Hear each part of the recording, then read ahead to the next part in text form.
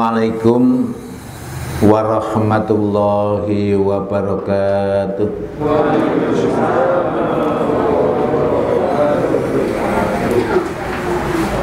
Alhamdulillahi rabbil alamin. Wassalatu wassalamu ala ashrafil mursalin wa ala alihi wa ashabihi ajma'in. Asyhadu an la ilaha illallah wa asyhadu anna Muhammadan abduhu wa rasuluh. Allahumma sholli ala Muhammad wa ala ali Muhammad, amma ba'du. Kaum muslimin wal muslimat rahimakumullah.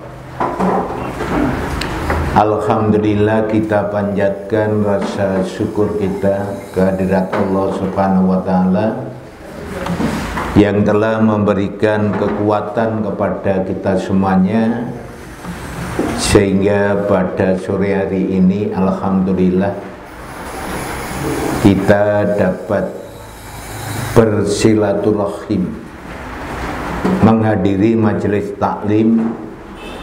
Mudah-mudahan amal ibadah kita senantiasa mendapatkan ridho dari Allah Subhanahu wa taala. Amin ya rabbal alamin.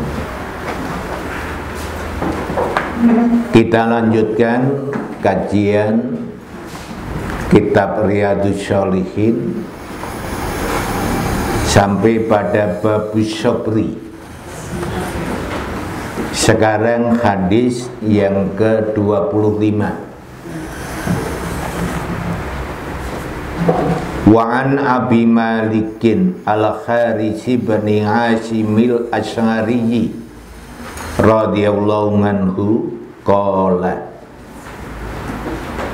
Dari Abu Malik al-Kharis bin Hashim al-Asy'ari, mudah-mudahan Allah ridha kepadanya, dia berkata, qala Rasulullah sallallahu alaihi wasallam, Rasulullah Muhammad sallallahu alaihi wasallam bersabda, at-tahuru syatrul iman walhamdulillahi tamla'ul mizan wa subhanallahi walhamdulillahi tamla'ani au tamla'u ma bainas samawati wal ardi wassalatu nurun wasyadaqatu burhanun wasyabru diya'un wal qur'anu hujjatul laka au ngalaika. Kullun nasi ya'udu fabai'un nafsahu famu'tikuha au mubikuha. Rawahu Muslim. Suci itu adalah setengah atau sebagian daripada iman. Alhamdulillah memenuhi timbangan, subhanallah dan alhamdulillah memenuhi keduanya atau memenuhi antara langit dan bumi. Salat adalah cahaya, wasyadaqatu burhanun, sedekah adalah bukti, dan sabar adalah ziya, yaitu cahaya atau pelita. Dan Quran menjadi hujjah bagimu atau menjadi hujah yang tidak baik untuk kamu. Semua manusia pagi hari akan pergi menjual dirinya, kemudian memerdekakan dirinya, atau berbuat yang tidak baik untuk dirinya atau membinasakan dirinya. Hadis diriwayatkan oleh Imam Muslim. Jadi Rasulullah Muhammad sallallahu alaihi wasallam bersabda bahwa suci itu adalah separuh dari iman atau bagian daripada iman. Yang dimaksud suci di sini adalah suci lahir dan batin. Yang dimaksud suci lahir itu, orang itu tidak memusyrikkan kepada Allah Subhanahu wa ta'ala. Yang dimaksud suci dari lahir, orang itu tidak melakukan apa yang dilarang oleh Allah wa Rasulullah, dan juga melaksanakan apa yang diperintah Allah Subhanahu wa ta'ala dan Rasulullah Muhammad sallallahu alaihi wasallam. Maka at-tuhur adalah syatrul iman. Maksudnya kita tidak memusyrikkan kepada Allah, ibadah hanya karena Allah, dan juga selalu menjalankan apa yang telah diperintahkan dan menjauhi apa yang telah dilarang oleh Allah Subhanahu wa ta'ala. At-tuhuru syatrul iman. Walhamdulillahi tamla'ul miyan. Ucapan alhamdulillah adalah akan bisa memenuhi timbangan. Alhamdulillah itu adalah pujian yang sangat sempurna, pujian terhadap Allah yang sangat mulia. Karena orang yang mengucapkan alhamdulillah, dia itu berarti ridho dan ikhlas pemberian Allah Subhanahu wa ta'ala, dan juga bisa menerima takdir Allah. Itu ucapan alhamdulillah. Jadi alhamdulillah itu tidak hanya sekedar ucapan, Pak, tapi membuktikan bahwa orang itu ridho dan ikhlas terhadap takdir Allah Subhanahu wa ta'ala. Maka mendapat nikmat banyak alhamdulillah, mendapat nikmat sedikit alhamdulillah.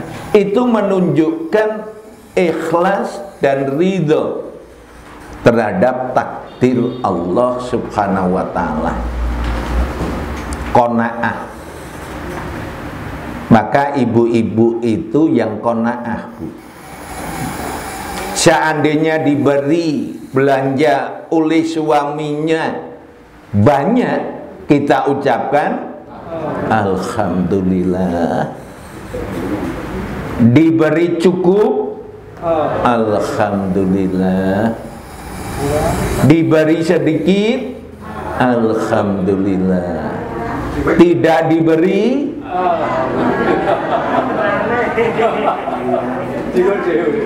ya tetap alhamdulillah.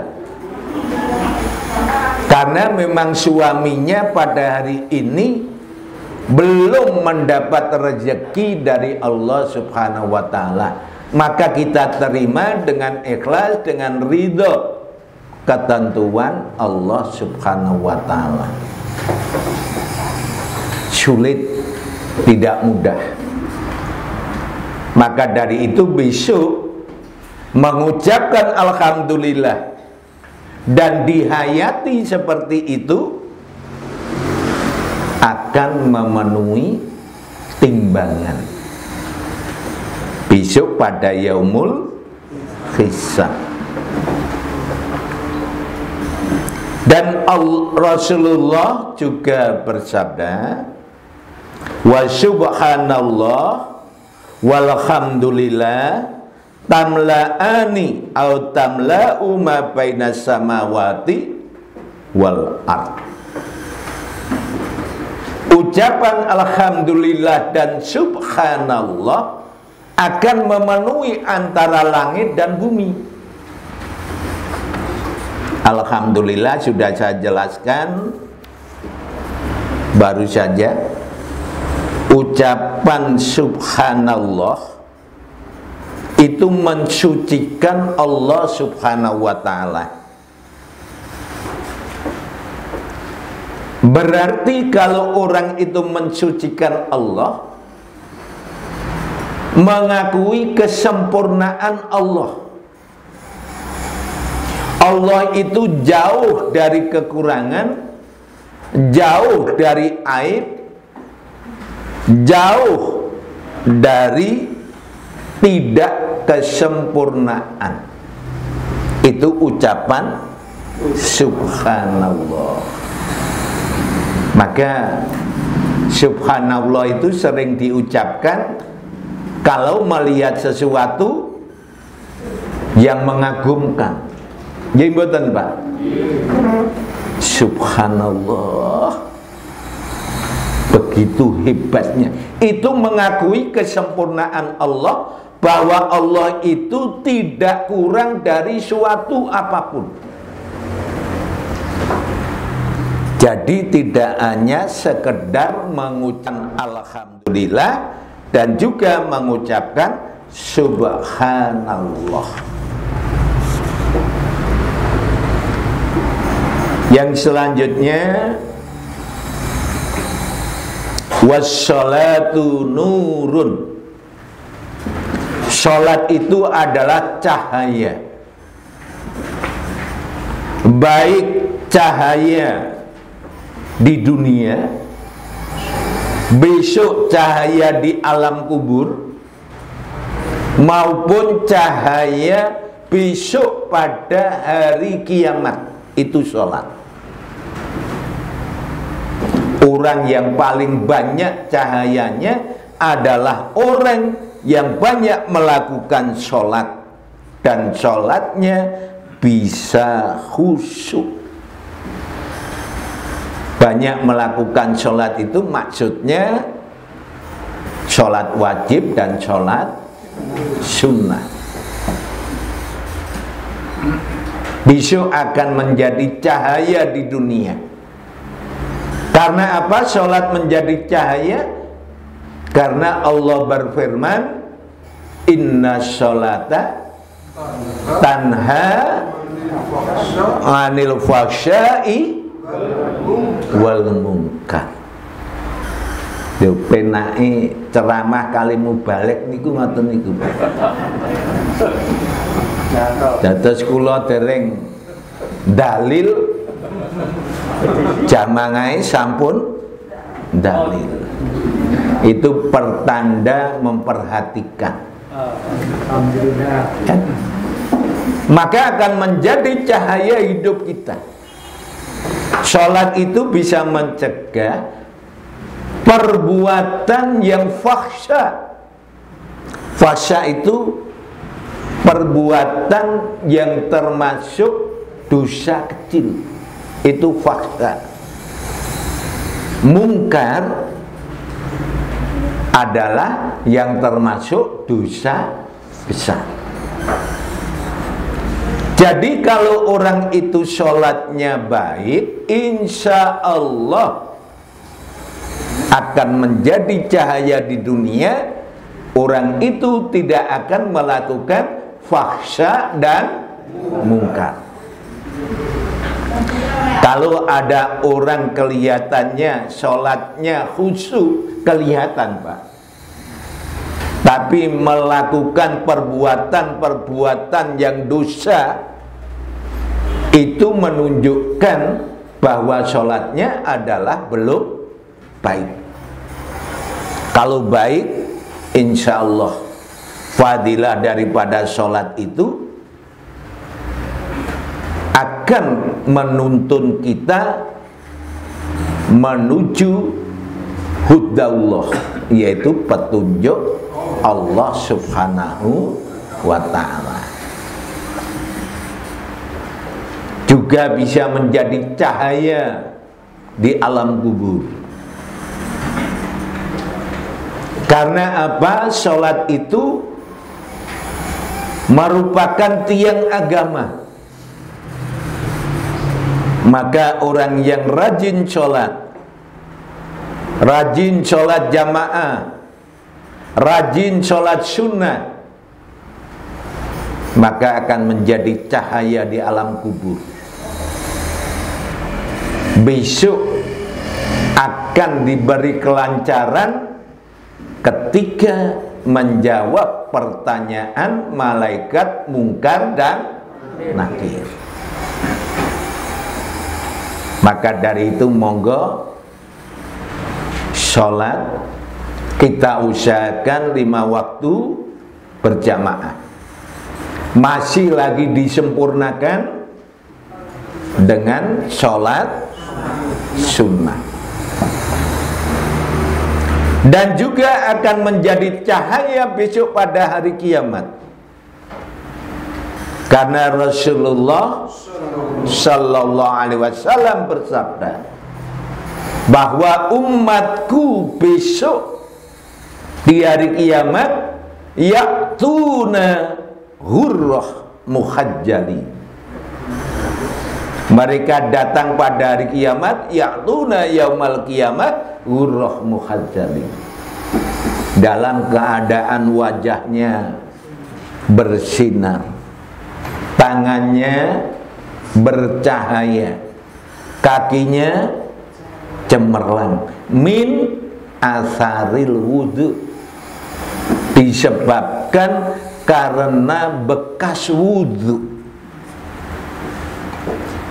Besok pada hari kiamat itu matahari akan didekatkan kepada para makhluk itu sekitar 1 mil, kata Rasulullah.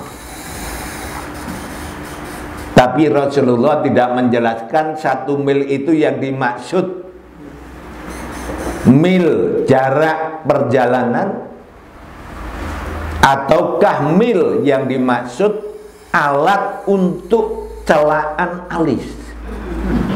Ya, itu namanya mil kalau di Arab sana. Kalau 1 mil jarak perjalanan, berarti matahari itu sekitar 1800 meter dengan kita besok pada hari kiamat. Sangat dekat sekali. Kalau mil itu yang dimaksud alat celak, alat celak niku namine napa? Oh, spidol. Ya, panjangnya spidol itu hanya seberapa? Berarti di atas kita, Pak. Besok orang-orang itu akan tenggelam dengan keringatnya masing-masing menurut amal kebaikan ketika di dunia.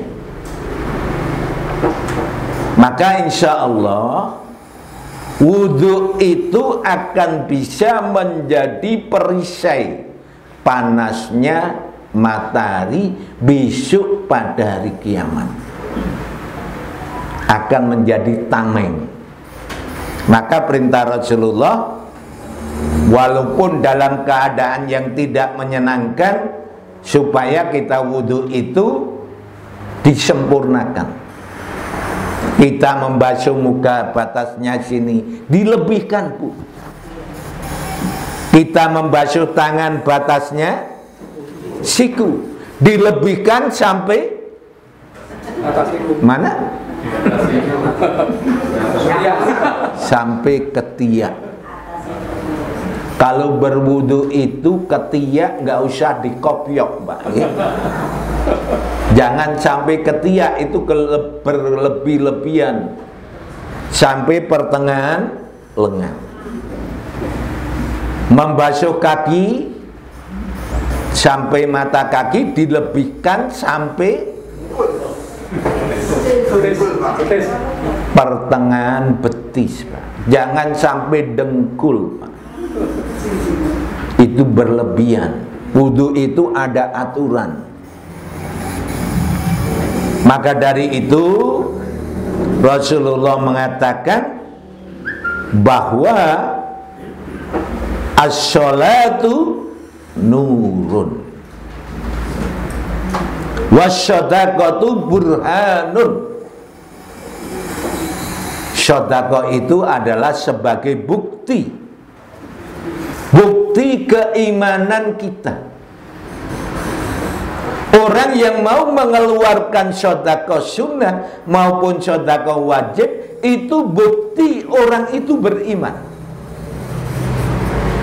karena mengeluarkan harta. Biasanya orang itu cenderung senang kepada harta benda. Cobaan orang di dunia itu yang dikhawatirkan oleh Rasulullah Sallallahu Alaihi Wasallam, yaitu yang pertama harta, yang kedua takhta, yang ketiga wanita. Biasanya orang itu cenderung senang kepada duniawiyah, sehingga mencari harta itu tidak dilandasi dengan iman. Yang penting mendapatkan duniawiyah, dengan cara apapun akan ditempuh, walaupun dengan cara yang tidak halal. Kalau orang yang sudah begitu, jarang yang mengeluarkan sedekah, jarang yang mengeluarkan zakat. Seandainya mengeluarkan sedekah, seandainya mengeluarkan zakat pun tidak akan diterima oleh Allah Subhanahu wa ta'ala. Maka orang yang mengeluarkan sedekah, mengeluarkan zakat, mau mengorbankan hartanya di jalan Allah, itu adalah burhanun, tanda orang itu beriman kepada Allah. Yang selanjutnya wasyabru ziyaun. Sabar itu ziya, salat nur, sama-sama cahaya, sama-sama pelita. Kalau ziya itu cahaya tetapi agak ada panasnya, Pak. Kalau nur itu redup, menyenangkan, sejuk. Kalau dia itu agak ada panasnya. Kenapa begitu? Karena biasanya kesabaran itu adalah perlu pengorbanan, atau biasanya orang yang sabar itu adalah di dalam menghadapi perkara-perkara yang tidak menyenangkan. Sabar karena mendapat musibah, ya. sabar karena keluarganya kecelakaan. Maka sabar itu adalah dia sebagai pelita, tetapi orang yang sabar itu adalah penuh dengan pengorbanan. Tidak mudah orang itu melakukan kesabaran. Maka dari itu orang yang sabar itu akan mendapat pahala di sisi Allah, tidak ada negatif. Kadang panjenengan mendengar doa barakallahu laka wa baraka ngalaika, kelihatannya hampir sama, tapi itu maksudnya tidak sama. Semoga Allah memberikan barokah laka kepadamu waktu kamu positif, waktu senang. Wa barokah alaika, mudah-mudahan Allah memberikan barokah kepadamu ketika waktu negatif, waktu tidak senang. Begitu juga Quran itu akan menjadi alasan, menjadi hujah, menjadi bukti kepadamu laka, karena penjenengan melakukan apa yang diperintahkan Al-Quran, menjauhi apa yang dilarang oleh Al-Quran, maka Al-Quran besok akan menjadi bukti yang baik bahwa hambamu ini ya Allah, kalau setiap minggu sore datang ke MI Muhammadiyah Sawit untuk mendatangi majelis taklim, mempelajari Al-Quran, mempelajari sunnah Rasul, kemudian dilakukan, nah, itulah besok Al-Quran akan menjadi hujah laka yang baik bagi kamu. Tetapi Al-Quran itu juga akan menjadi hujah ngalaika yang jelek bagi kamu kalau kamu tidak melaksanakan apa yang diperintahkan di dalam Al-Quran, tidak menjauhi apa yang dilarang di dalam Al-Quran. Maka besok pada yaumul hisab akan menjadi bukti, Al-Quran itu akan bicara kepada Allah bahwa orang ini tidak pernah melakukan apa yang diperintahkan Al-Quran, tidak pernah melakukan atau menjauhi apa yang dilarang oleh Al-Quran, bahkan tidak pernah membaca. Jadi kalau kita membaca Al-Quran, monggo setiap hari itu diprogramkan berapa ayat kita bisa membaca Al-Quran. Syukur kita dalami artinya, kita dalami maksudnya. Besok akan menjadi hujah penjenengan, Pak. Besok akan menjadi syafaat, akan memberikan pertolongan kepada kita semuanya kalau kita mau membaca Al-Quran. Satu huruf pahalanya adalah 10 kebaikan.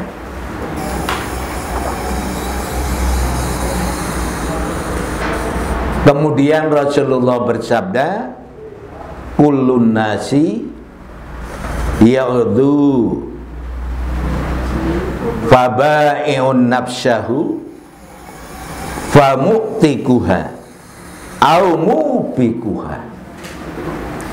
Orang itu setiap hari akan menjual dirinya. Ada orang yang menjual dirinya untuk memerdekakan dari api neraka. Ada orang yang menjual dirinya untuk membinasakan dirinya, yaitu masuk ke neraka. Ada dua macam setiap hari. Pulau panjenengan sami setiap hari itu manusia ada dua macam. Ada yang ingin memerdekakan dirinya dari api neraka. Maka dari itu dia pergi selalu di jalan Allah Subhanahu wa ta'ala. Tetapi kalau orang kafir tidak pernah memperhatikan ini larangan Allah, ini perintah Allah, tidak pernah diperhatikan, bahkan tidak pernah dilakukan, selalu diabaikan. Berarti orang itu menjerumuskan dirinya ke dalam api neraka. Orang yang takwa, Abu Hurairah itu pernah ditanya, bagaimana yang dimaksud orang yang takwa, wahai Abu Hurairah? Abu Hurairah menjawab, pernahkah kamu berjalan di suatu jalan yang penuh dengan duri, penuh dengan pecahan kaca? Pernah, wahai Abu Hurairah. Bagaimana kamu berjalan di jalan yang penuh rintangan? Setiap saya melangkahkan kaki, saya berpikir, saya sangat hati-hati, kaki saya terkena duri atau tidak. Maka Abu Hurairah mengatakan, itulah takwa.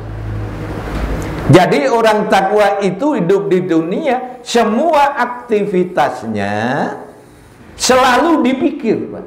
Saya melakukan ini larangan Allah, apakah perintah Allah? Penuh dengan larangan, penuh dengan hati-hati.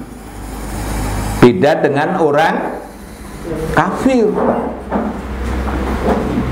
sudah tidak memperhatikan ini haram atau halal, ini diperintahkan atau dilarang. Maka dari itu mudah-mudahan kita setiap hari senantiasa menjual diri kita untuk memerdekakan dari api neraka. Hadis diriwayatkan oleh Imam Muslim. Hadis yang selanjutnya,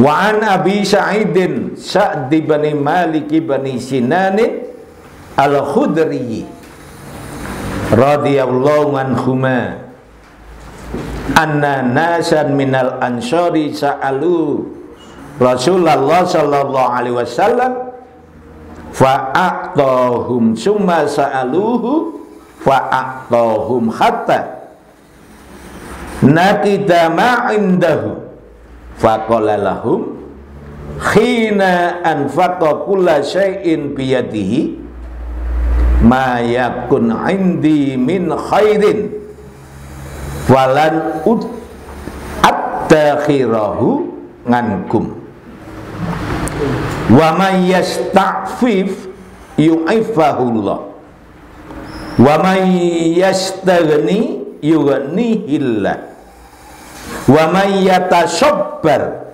yusabbirhullah wa ma utiya ahadun ngata'an khairan au al-sya'a minas sabri. Muttafaq alaih. Jadi hadis ini menjelaskan bahwa Rasulullah Shallallahu Alaihi Wasallam itu pernah dimintai oleh orang Ansor. Jadi dari Abu Sa'id bin Malik bin Sinan Al-Khudri, mudah-mudahan Allah ridho kepada keduanya, bahwa orang dari Ansor itu minta kepada Rasulullah Muhammad Sallallahu Alaihi Wasallam. Kemudian Rasulullah memberi kepada mereka. Kemudian minta lagi mereka. Rasulullah memberi kepada mereka. Sehingga apa yang ada di tempat Rasulullah itu habis. Kemudian Rasulullah bersabda kepada mereka ketika memberikan sesuatu dengan tangannya, saya tidak akan menyembunyikan kebaikan yang ada pada saya untuk kalian. Barang siapa yang menjaga dirinya, maka Allah akan menjaga dirinya. Dan barang siapa bisa mencukupkan dirinya, maka Allah juga akan mencukupkan dirinya. Dan barang siapa yang bersabar, maka Allah Subhanahu wa ta'ala akan menganugerahi kesabaran. Tidak ada pemberian seseorang yang baik atau lebih luas daripada kesabaran. Tidak ada seseorang itu diberi yang lebih baik atau lebih luas daripada diberi kesabaran. Hadits diriwayatkan oleh Imam Bukhari dan juga Imam Muslim. Jadi Rasulullah itu sangat-sangat dermawan. Tidak pernah Rasulullah kalau punya dimintai oleh seseorang dia menolak, tidak memberi. Walaupun kehidupan Rasulullah itu juga sangat prihatin. Sebetulnya Rasulullah itu kalau ingin menumpuk harta, Rasulullah itu termasuk orang kaya. Karena Rasulullah itu mendapat ghanimah 1/5. Rasulullah mengatur jizyah, pajak. Rasulullah mendapatkan fai, rampasan perang yang tidak dengan peperangan dan lain sebagainya. Tetapi semua itu kalau diterima oleh Rasulullah, Rasulullah itu tidak mau harta itu menginap di rumah Rasulullah. Selalu diberikan kepada yang berhak.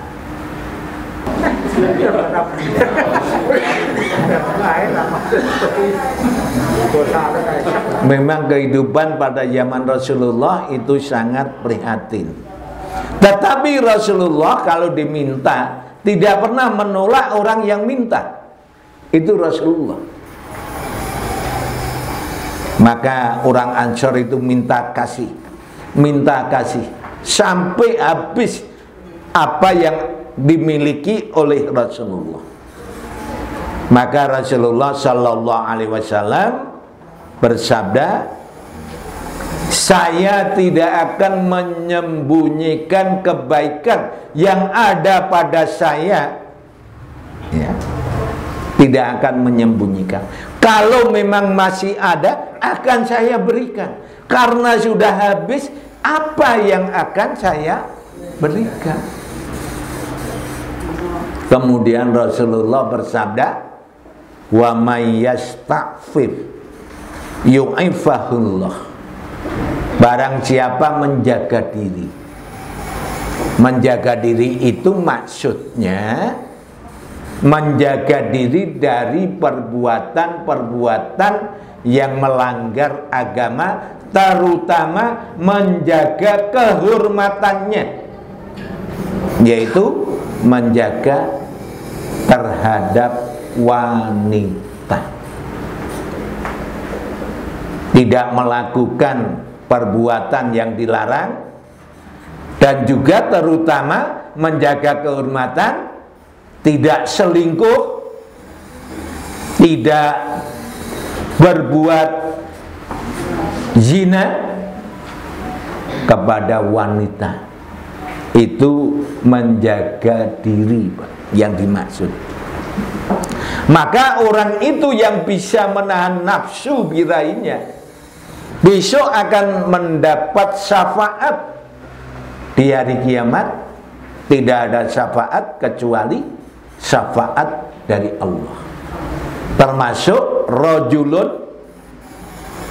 ta'atshum ra'atun dzatu mansubin wa jamalin faqala inni akhafullah. Seorang laki-laki yang diajak selingkuh, wanita yang cantik, Pak, punya harta, punya kedudukan. Laki-laki itu menjawab, nyuwun pangapunten, Mbak, kula ajrih dateng Allah. Kira-kira jamaah menika, umpami enten piyayi nggodha wong kok nggih ayu, duwe bondo di jabatan, kira-kira panjenengan nggih purun napa mboten, Pak?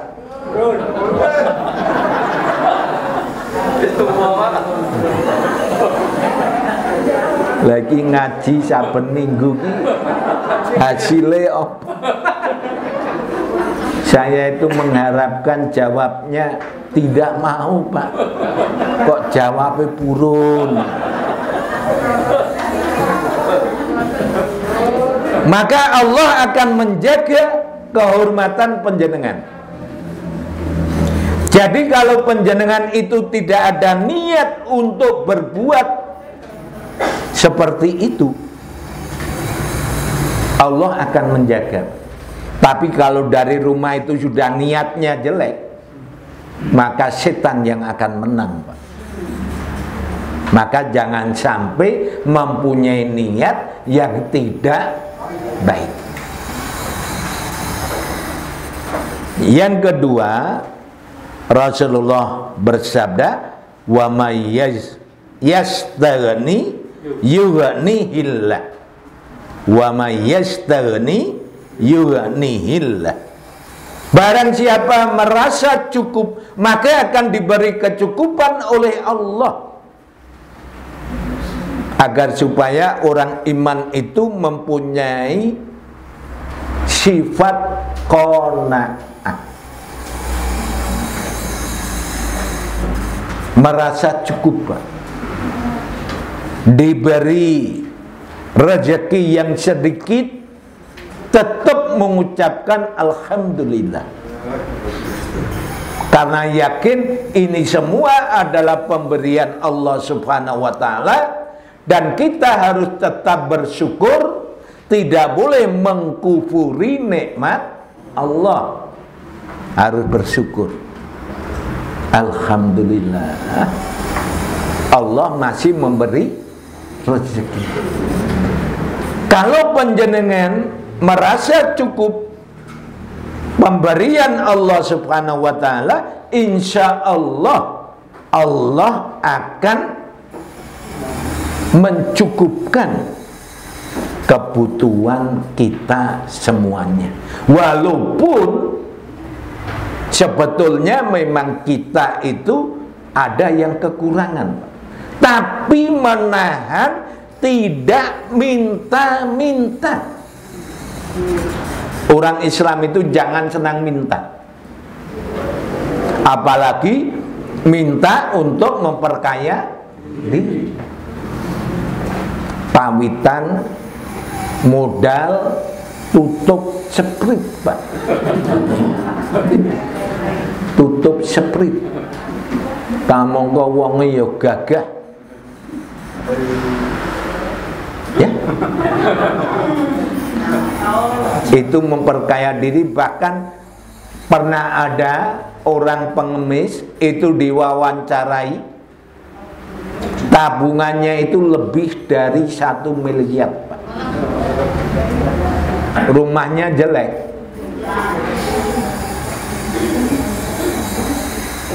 Pernah ditayangkan di televisi rumah pengemis.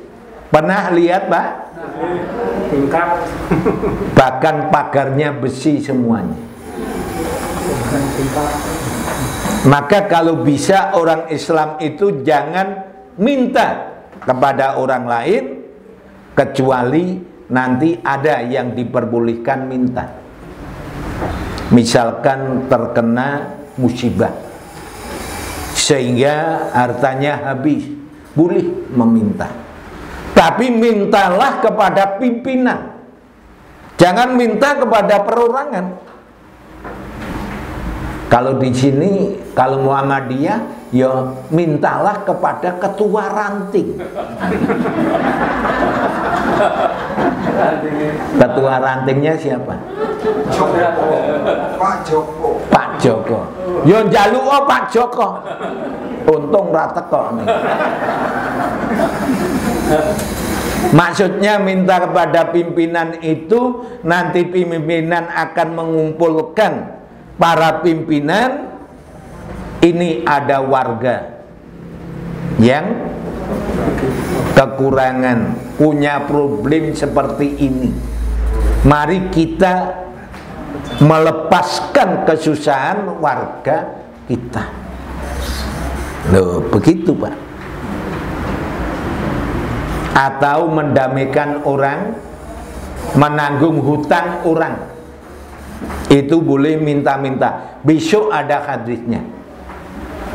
Maka kalau tidak terpaksa, orang Islam itu jangan minta-minta.